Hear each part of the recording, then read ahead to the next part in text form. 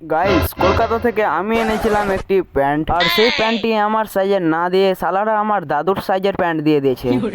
সেই জন্যই প্যান্টটিকে দাদুর থেকে আমার সাইজে করতে যাচ্ছিলাম, তখনই দেখতে পেলাম আমাদের জাহাজটি এখন ডিজেল চাইছে। আবে সাত আসমানে, আমি এখন পেট্রোল পাম্প কোথায় পাবো? কোন রকম চাক্কাতে পানি মারতে মারতে পৌঁছে যায় দর্জির কাছে, আর আমার সব দুঃখ কষ্টর কথাগুলো তাকে খুলে বলার পর সে আমার কাজটাকে আগে শুরু করে দিল। আবারও বেরিয়ে পড়লাম সকালবেলা আমার প্যাম্পাসটিকে পরে কোচিং যাব বলে, আর রোডের ধারে দাঁড়ানোর সাথে সাথেই একটি টোটো পেয়ে গেলাম। দোহমনায় এসে দেখি একটি জায়গায় ভাক্কা পিঠা বিক্রি করছে, সেজন্যই সেখান থেকে একটি ভাক্কা পিঠা গিলে হাঁটতে থাকি কোচিংয়ের দিকে। কোচিং থেকে সোজা চলে আসি আমাদের স্কুলে। এখানে নাকি আমাদেরকে জাদু শেখানোর জন্য একটি বই দিবে। বইটি যে রকম করে হোক নিতে হবে, না হলে আকাশে উড়ে বেড়াবো কি করে। এখানে উপস্থিত ছিল আমাদের কয়েকটা সিঙ্গেল বন্ধু এবং কয়েকটা এর আবার সেটিং আছে।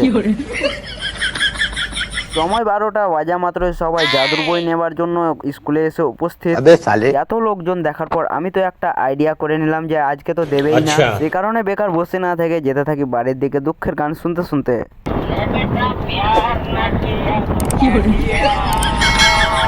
আমরা যেতে থাকি বাড়ি। তোমরা একটি লাইক দিয়ে সাবস্ক্রাইব করে দাও, আর ফলো করতে কিন্তু মোটেও ভুলবে না।